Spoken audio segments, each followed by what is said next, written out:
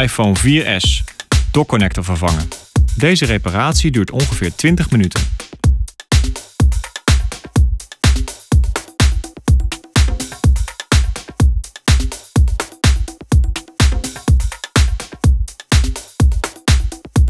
Stap 1. Zet de iPhone helemaal uit. Stap 2. Verwijder de 2 schroefjes onderaan en schuif de achterkant los.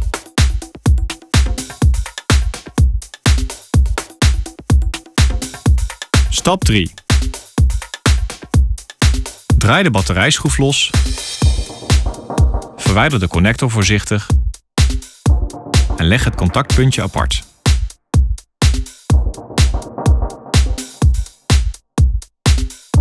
Stap 4. Gebruik de spatel om de batterij los te maken en hem daarna uit de iPhone te halen. Stap 5. Schroef het clipje van de dockconnector los en leg het apart.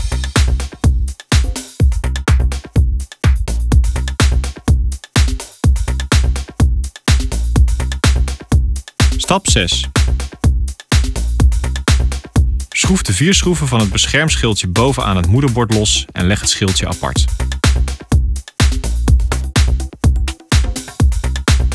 Schroef ook het contactpuntje bij de wifi-antenne los en leg het apart. Stap 7.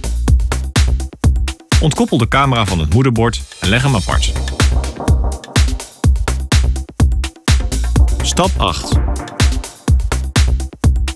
Ontkoppel de antennekabel en de dockconnector en vouw de dockconnector weg van de iPhone.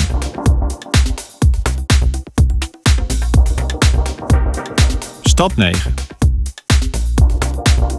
Verwijder de SIM-tray met of zonder simkaart.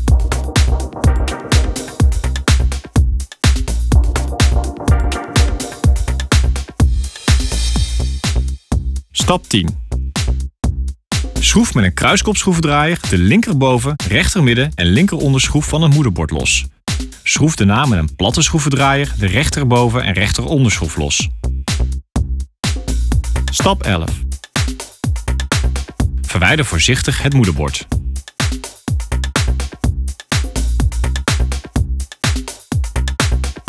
Stap 12. Draai de linker en rechterschroef van het speakerblokje los. Zorg ervoor dat je het zwarte tussenstukje bij de linkerschroef niet verliest.